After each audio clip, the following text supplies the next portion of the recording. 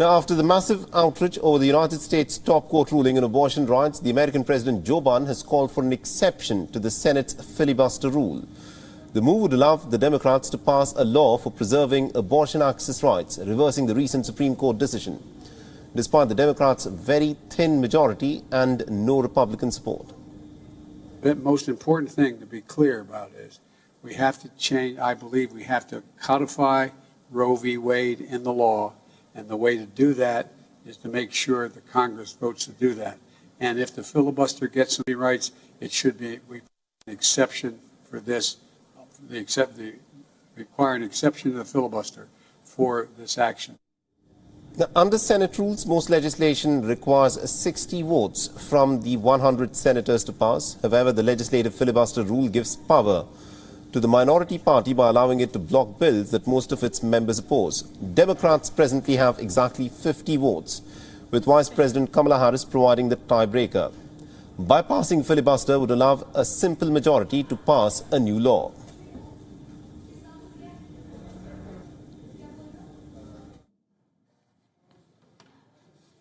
Mrs. Fisher.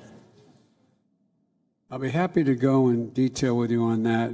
I'm having a meeting with a group of governors when I get home on Friday, and I'll have announcements to make then. But the first and foremost thing we should do is make it clear how outrageous this decision was and how much it impacts not just on a woman's right to choose, which is a critical piece, but on privacy generally.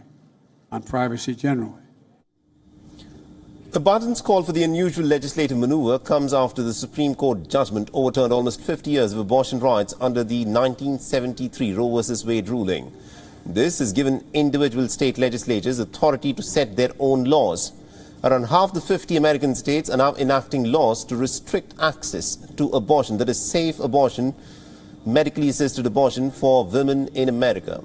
The United States has witnessed a massive outcry after the top court's controversial ruling that has now passed the buck to the state legislatures to pass their own laws to determine whether women in America have the right for a safe, medically assisted abortion.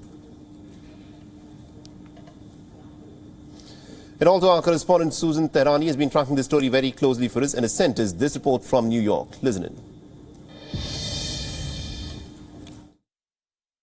Many Americans believe that the filibuster is the best and last mechanism to compel some sort of bipartisan cooperation to advance legislation in Congress. However, U.S. President Joe Biden made headlines on Thursday when he suggested he supports making changes to the Senate's filibuster rules in order to codify Roe v. Wade. Now, the Democrats had previously tried and failed to sign into federal law the rights to abortion. And while they do have the 50-vote majority in the Senate, they would have to make changes to the filibuster rules. Two Democrats, Joe Manchin and Kristen Sinema, opposed this. It's interesting to note that back in 2016, former U.S. President Donald Trump also supported making changes to the filibuster.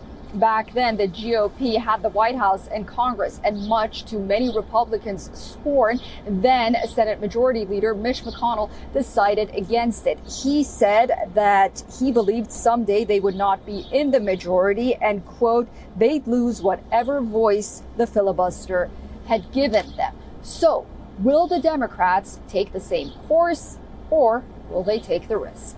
Susan Tehrani reporting from New York for WION World is One. WION is now available in your country. Download the app now and get all the news on the move.